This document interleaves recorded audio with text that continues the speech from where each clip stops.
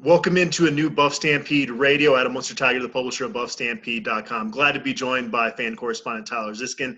Tyler, it's been a little while. I think the last time we did a podcast was right when this whole coronavirus pandemic really, the shutdown began, basically. Yeah, maybe. I mean, I know we did a little bit of the top 40 breakdown, but I'm not sure if I've done a podcast since then for sure. Not much to talk about, obviously, but we're getting back into it a little bit. So, it's nice to talk about some things besides what's going on in the world right now for sure. Before we started this, you mentioned that you've been able to get out to play some golf. The first round of golf I played, it was like the most cathartic feeling thing in the world to actually get outside. And yeah, you're trying to be smart about it. You're not, handing clubs to people anymore and you're not getting in people's face, but just to be around other people and get outside, man, it was amazing. And I've gotten 2 rounds in. I need to get some more in. Yeah, I think I'm on 6 now. The first one was at Evergreen, which I'd never played before. And honestly, I was a little nervous about it. Like being around the clubhouse with a bunch of people, I wasn't a huge fan of at that time. It's obviously started to lighten up now.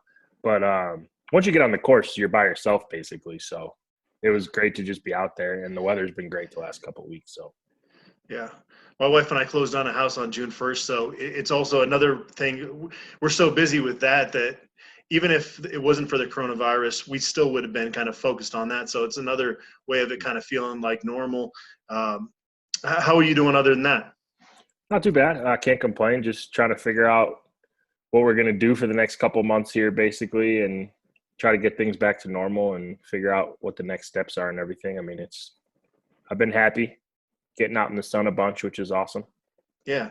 Well, voluntary workouts are set to start at CU on Monday, obviously with some restrictions. It's going to be smaller groups. They're going to have to wear masks when they're around the facilities.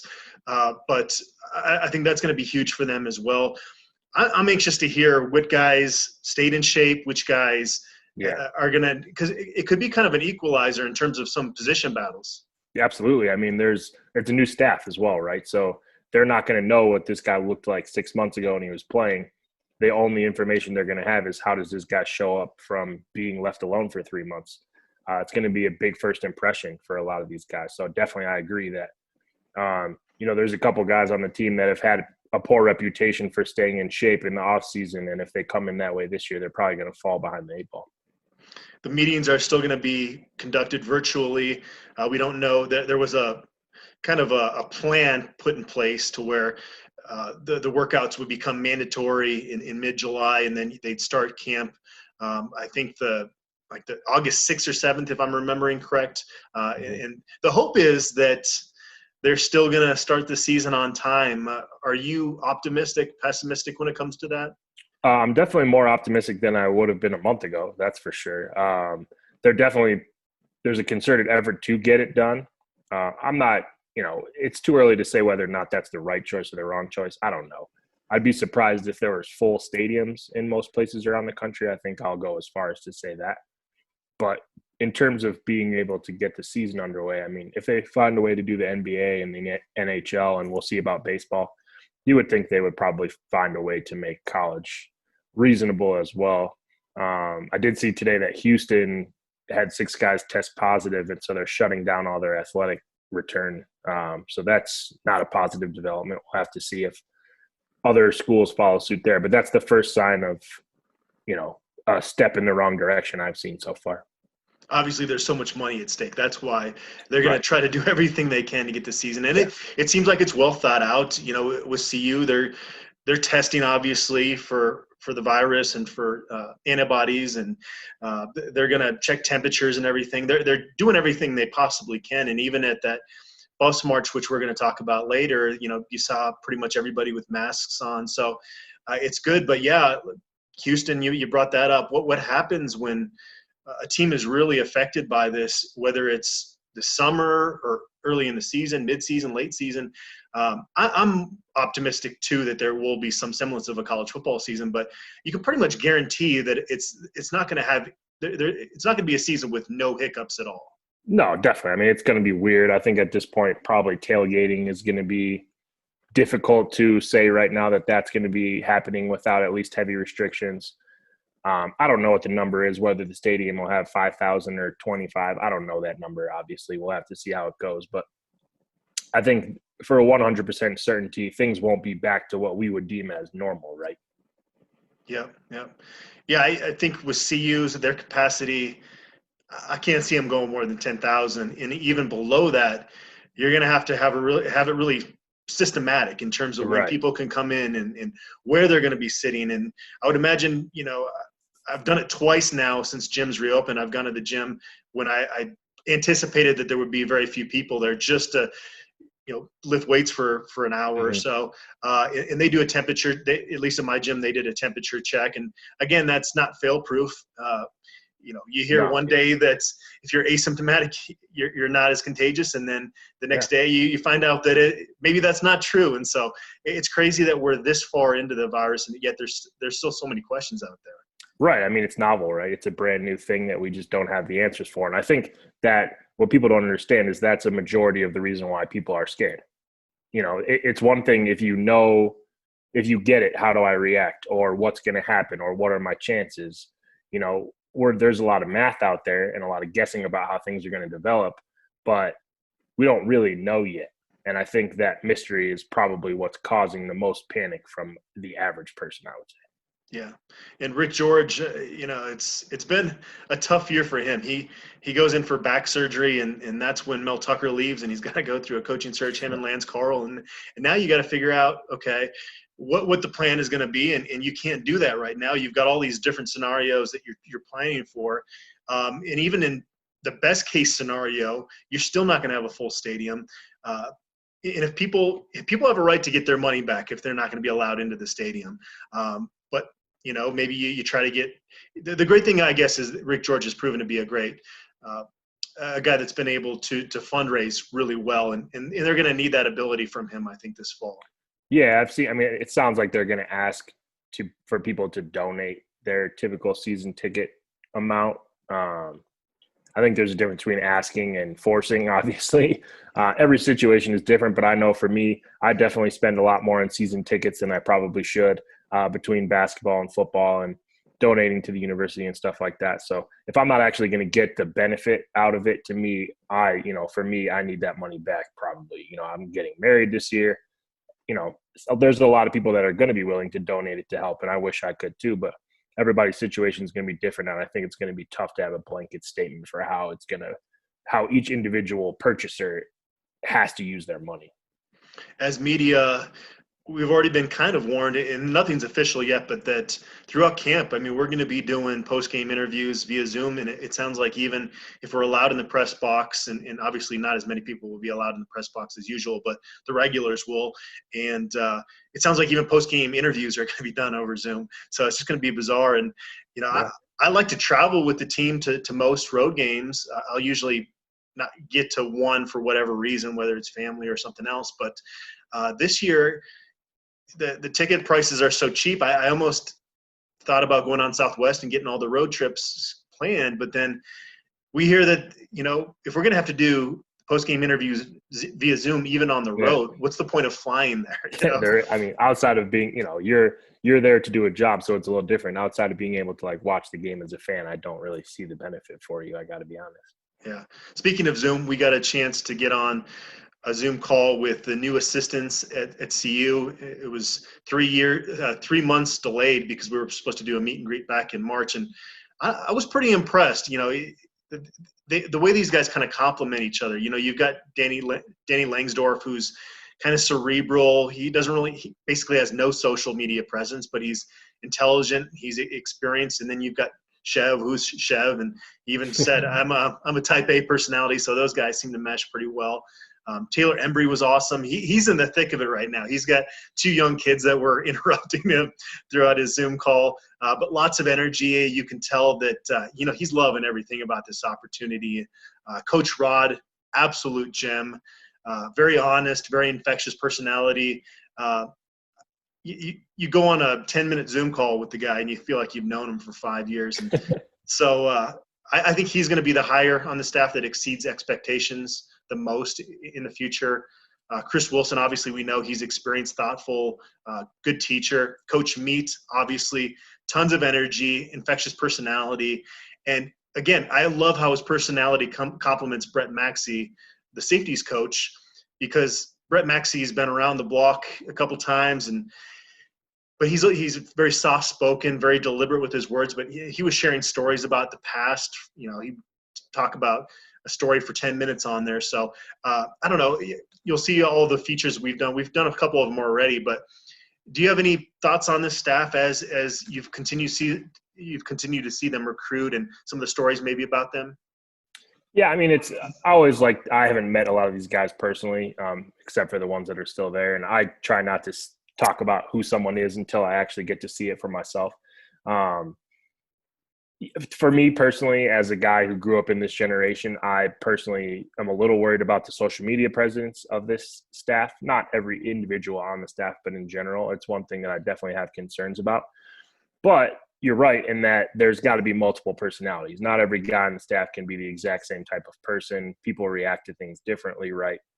And you can teach people in different ways. So I'm not going to just say, oh, okay, because Brett Maxey doesn't have a social media presence, he's not going to be successful here. That's ridiculous. People have to do things different ways, but it is one thing that I think is important to keep that trend going, because the last staff did do a great job with that. And I think it does really help build a bond with a fan base. People feel a lot closer when they have personal connections to the staff, the players, et cetera.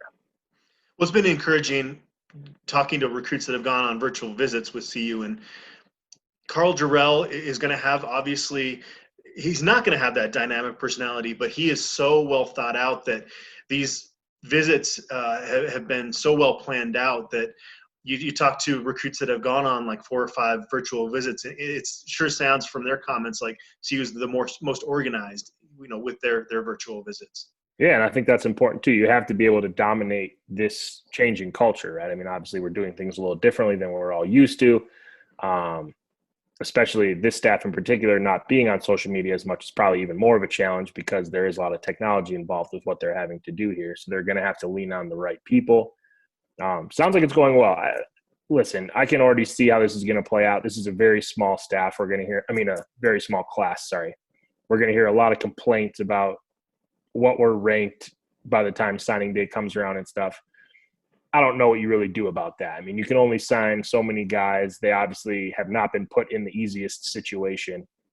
So I hope people have a little patience. I'm not going to sit here and say I love what they've done so far, or I don't, because it's way too early in the game. I mean, it doesn't matter right now what their recruiting has accomplished. All that matters is what they do by the time February rolls around, or whatever they have to move signing day to. Who knows? But there's a lot of time left, and they're going to have to pick and choose and get the right guys. Obviously, we heard today on the board that there's a 4-star quarterback that's definitely looking promising for us. That would be a huge addition to the class. That usually jumpstarts things. So we'll see if you can get that done. I think people will start being a little more settled. Darren Cheverini came on there as well, and he kind of teed it up for those new assistants, and he talked about what he learned during his first stint as a play caller in 2018, talked about how he understands you can't just have it focused on your best player, obviously Laviska Shenault. And that offense was humming through the first 5-6 weeks of the season until he got hurt at USC, and then they just really struggled after that point. So he learned from that. They're not going to be up-tempo all the time like they were then. I know DJ Elliott was a little bit frustrated at times during that season when his defense maybe had to be on the field too much. Cheverini talked about how they want to get play action more involved. And so they actually weren't an unmitigated disaster statistically that season. And Cheverini has been a recruiting rock star at CU. If you're going to keep him around here in Boulder, you're going to have to give him another opportunity to call plays. So I'm actually cautiously excited to see what he does, in that role. Where are your expectations with him? I would say they're slightly below that. Every year is different, and I think he talked about this specifically in the interview, but just like players, they got to learn how to do this too, right? I mean, he's not a veteran play caller that's been failing for 25 years. You know what I mean? He did this once. It didn't work out great. In hindsight, that's probably not that surprising. First time around, you're going to make a lot of mistakes. And he did. And what I will say about him is that he's owned it. He hasn't made excuses about why they're there or what's happened. I mean, he said, yeah, I need to be better, and I'm getting a second opportunity, and we'll see how it goes. I do agree that we have to have an up-tempo approach, but also at the same time, you have to know when to use it. There are times in the game when you can really step on somebody and, finish the game because the momentum's on your side. But there's also times where the defense is reeling and you got to slow it down and try to grind it out a little bit. Plus I think the team right now is more capable of grinding it out on the ground a little bit. So you're going to have to use a little bit of both of those things, mix and match, and kind of keep the defense guessing. You said no excuses in there. Carl Durrell is kind of continuing that no excuses approach when talking with the media. He was on a conference call with us on Monday, and a number of times was just kind of asked about the lack of spring practices and being a new staff and not being able to get in front of guys. And he kind of turned around and said, well, no, this is actually giving us opportunity to kind of get everything sorted out. And he said that, they're further ahead now than they normally would be in terms of installs. Now, obviously, they don't have, as he pointed out, the actual physical reps out on the field, which I don't know. I actually don't buy into what Carl Durrell is saying. I think they're in a really bad spot, but I like the fact that he's not saying they're in a bad spot. Yeah, I mean, I get what he's trying to say. He's obviously not trying to set that mentality that they're screwed. And I don't know that they are, but there's no way that they're basically in the same spot that they would be. There's a big difference between mental reps and physical reps. Everybody knows what to do when they're pulling it off a piece of paper, but when you get out on the field and you got other people going against you, it's a little bit of a different ball game. So, yeah, he does have an excuse from me. He's obviously been put into a tough situation. Now, I don't expect it to be an unmitigated disaster either. But yeah, I mean, I appreciate that he's going with that approach that, everybody's in the same boat. We got to figure it out. But yeah, I mean, I think he's probably doing a little bit of selling. You participated in the Top Buffs countdown voting. We've had Brian on there and William as well, kind of talking about some of these guys. Just want to get your overall thoughts as you put together both your newcomers list and your list with the returning guys. Was there anything that kind of struck you about this? Because we've been doing this voting now for I think 4 or 5 years now. Yeah, I think the one thing that stands out this year is that there's definitely more depth. It probably is aided by the fact that we used to do 40 people and this year we did 30. So it's a little bit of a different ball game. But to me, there's more guys with potential on the back end of the list than we're used to seeing. Now, on the opposite side, I would say there's a lot less legitimate guaranteed talent on this, in particular, this year's team. It's a small senior class. There's some guys that we know for sure are going to step up, but especially on the offensive side of the ball and in the secondary, there's a lot yet to be proven. It's a tough schedule, so we'll have to see how it shakes out. But, I mean, there's definitely guys who are going to be in this program for a couple more years that make big impacts, and that bodes well for the future. Chris Miller and Jalen Stryker were listed at safety on the pencil depth chart that was sent out to us here pretty recently. Mark Perry still at star. So you've got Josh Allen listed as the backup at star. And if you include incoming freshman Torrin Pittman, that gives CU 6 scholarship safeties, or I guess star players as well. Still not the number you would probably want ideally, but at least we have an insight into kind of what they're planning to do at that position, because we knew after signing day that there were going to have to be some guys moving over to that position. Yeah, and on paper, I like the Chris Miller move because he's a bigger guy that definitely is pretty athletic. He's a good cover guy. However, he wasn't able to stay healthy at corner, so how realistic is it that he's going to be able to stay healthy at safety? That's yet to be seen. He's a guy that I love. I've been a big supporter of his throughout his years here. I think he has NFL potential if he stays on the field. So we'll see how he takes the position move. I mean, because if it works and he ends up being a starter, that would be huge for this defense. Yeah. The Antonio Alfano saga continues. We hear he's not enrolled at school anymore. And then Carl Durrell tells Brian Howell that, hey, he's still got a path back. I want it's not that I don't wish good things for him in the future, but I'm just kind of honestly sick of talking about him, to be honest with you. I mean, I think I was sick of talking about him before he even signed. I had very low expectations from the beginning on this. There's a reason that the number one player in the country ended up at Colorado. We talked about that before. He's done a lot of things that he shouldn't have. And that doesn't mean he can't turn it around, but the odds are pretty slim at this point. When you walk into a second opportunity and you immediately blow it, I find it hard to believe that he's going to pull himself out of this based on what we've heard it's not just one thing. It's just a continuous pattern with him. So, obviously I hope that he turns it around and that he has a great career and he goes and plays in the NFL, but I won't be holding my breath. Yeah, if you're holding your breath, that's probably going to have a bad outcome for you. Buffs had a silent protest, or not a silent protest, they had a peaceful protest to kind of address the social injustices in this country. They called it the Buffs March, had a great turnout, I think estimated around 500 people. It's crazy. That was Carl Durrell's first time to get in front of his players since he did those individual one-on-one player meetings when he got hired. But really cool that they were actually, I think, the first group of athletes in the Denver area to actually do something like that, I think, weren't they? Yeah, a quick turnaround, I think, for Durrell, because there was kind of some whispers that like, oh, okay, he hasn't said anything. And let me be clear, he's a coach. It's not his job necessarily to be that guy that speaks out on social injustices. I get that. But at the same time, he's a black coach that predominantly has black players. And I do think it's important, at least from a player perspective, that they have to trust that he's on their side here. Now, I don't know if he said anything off social media, which is why I don't think it's fair for him to get criticized. But at the very end of the day, his players better feel really confident that they've got his back in this scenario. And I would say the same thing about Tad Boyle and anyone else too.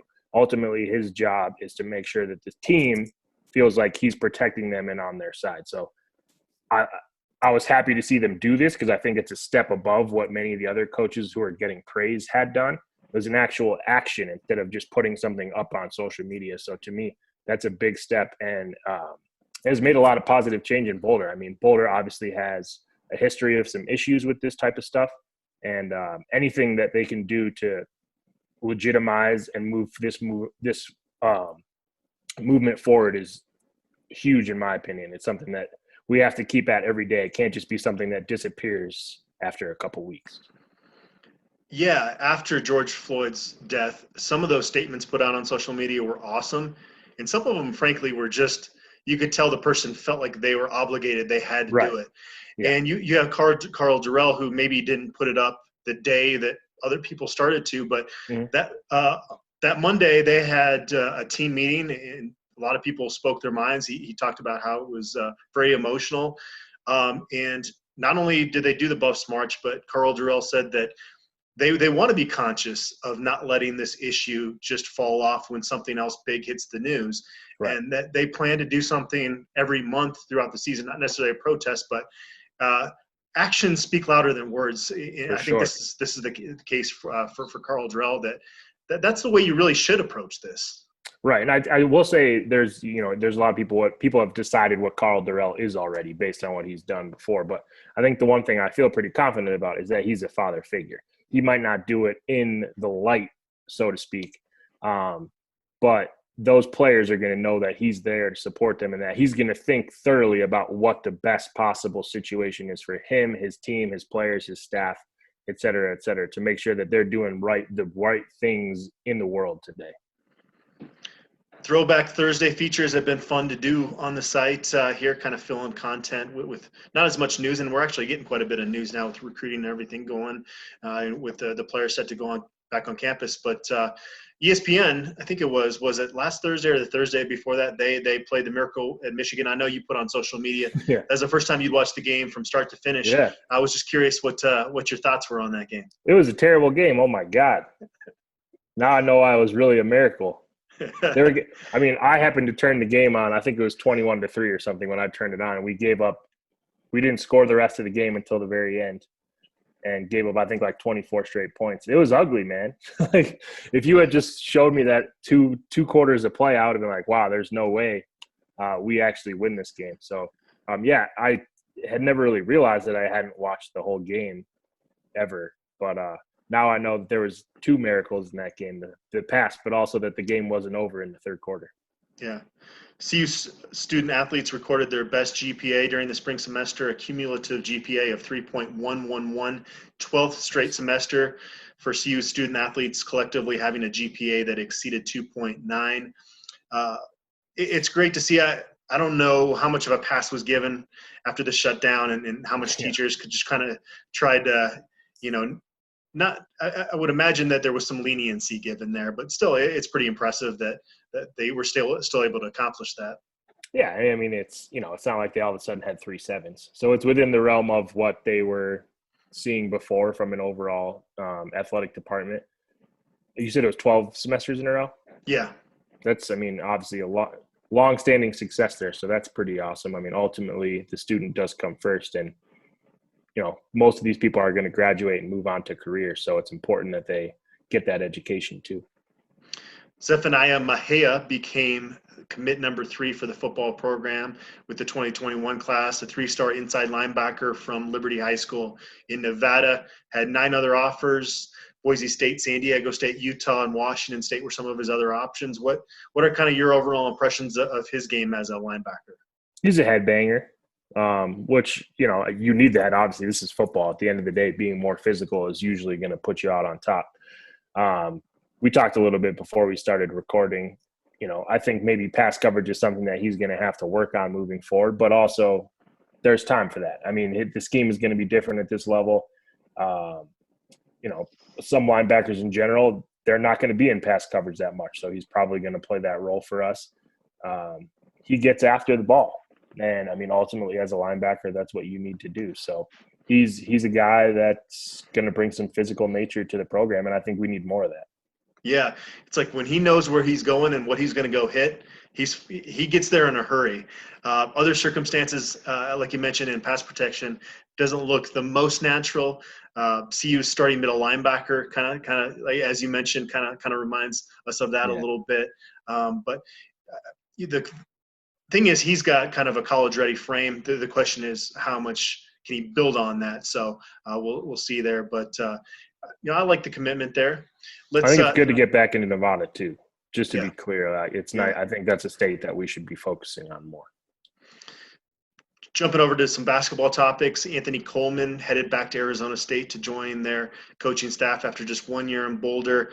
I think how big of a loss this is depends on obviously who they replace him with. I thought that he did a really good job in his 1 year here, but it's not like he was bringing McDonald's All-Americans and all of a sudden you're super worried about it, at least in my opinion. Yeah, I mean, I liked him. I thought he was a good addition to the staff.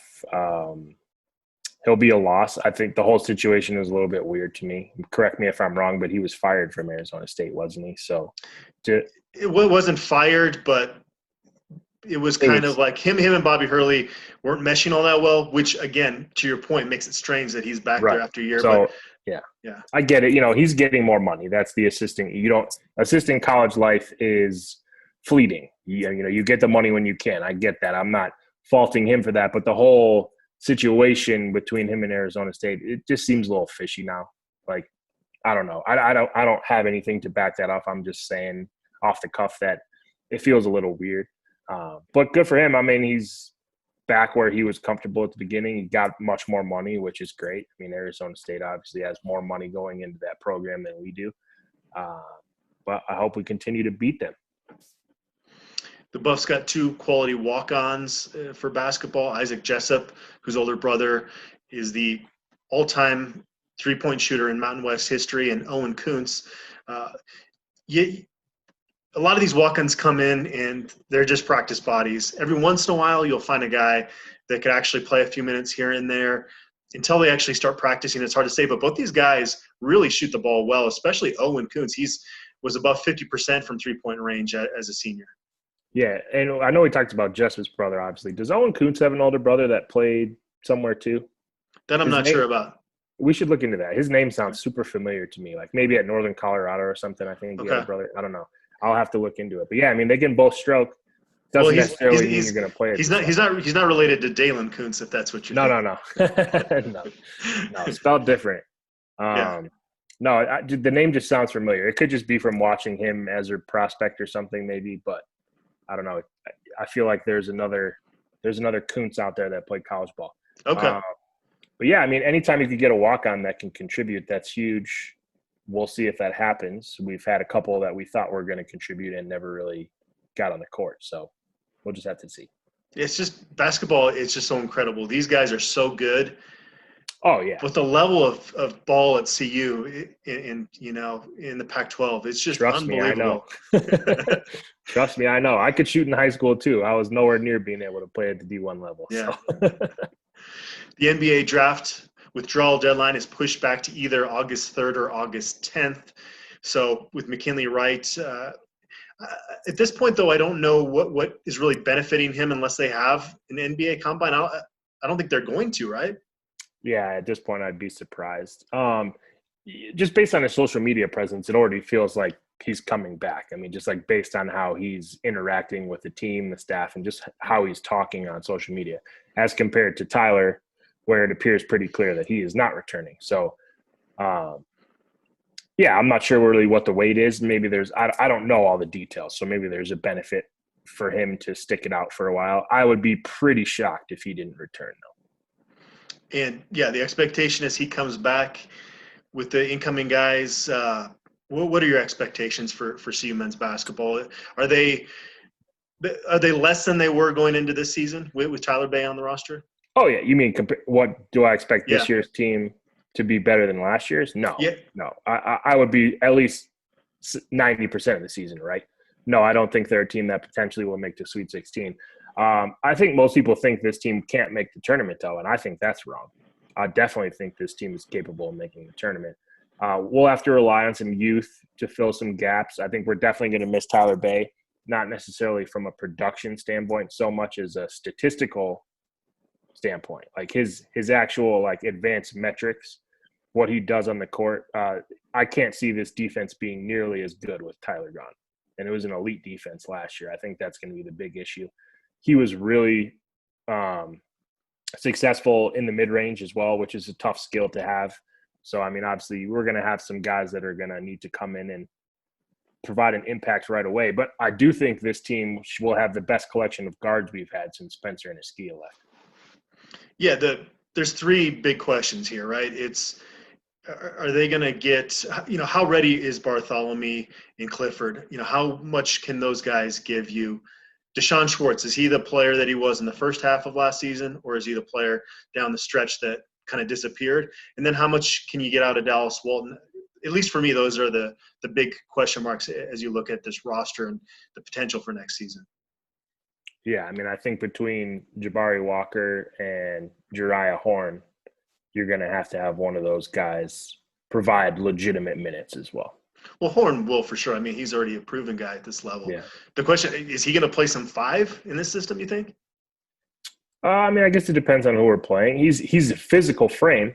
So, I mean, I think he's not a freak athlete or anything. I can't compare him to Evan Batty. They're not really the same type of player, but they're both undersized and probably more thick than the average basketball player. So you can push some people around, especially if they're skinny. He'd be an interesting matchup on the other end because the center is going to have a lot of trouble guarding him as a quality 3-point shooter. So we could create some mismatches there potentially, I think.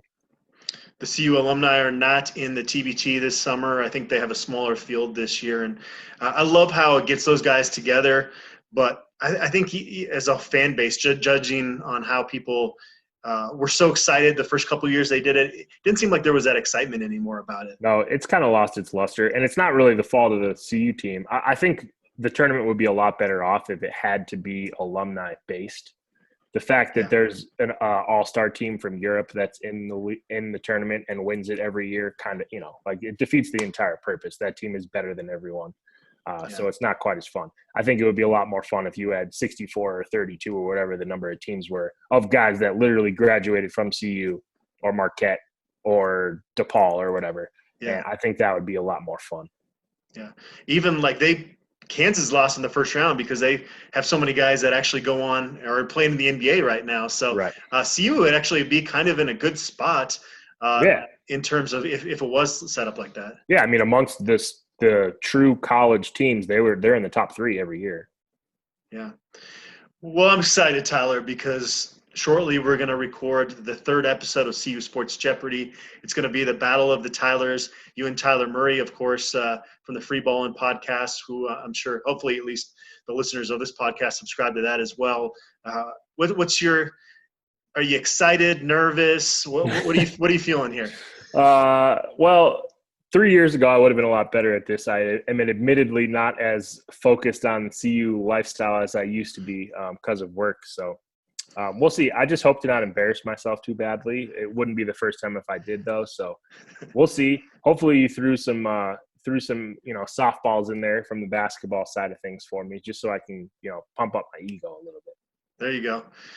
All right. Well, that was fun. We're not going to do a Buff Stampede mailbag today. Just again, we're kind of short on time. We've got that CU Sports Jeopardy coming up. But Tyler, it was great catching up with you. Excited, optimistic about things right now. We'll see how it goes. Hopefully, the next podcast we do, we're talking about them gearing up for fall camp. Yeah, that'd be awesome. All right. Thanks again, Tyler, and thanks to all of you for tuning in. See you guys.